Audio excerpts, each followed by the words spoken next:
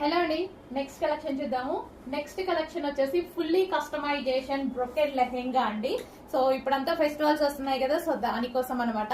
మంచి రాయల్ బ్లూకి వచ్చేసి ఫుల్ గా మనకి జరీ, ఇదంతా మనకి స్టిచ్చింగ్ వర్క్ అండి. సో జరీ తోటి స్టిచ్ చేయించినటువంటి ఫ్యాబ్రిక్ అనమాట. అండ్ అదే విధంగా ఇదంతా మనకి బ్రొకెడ్. సో ఇదంతా జరీ అనమాట.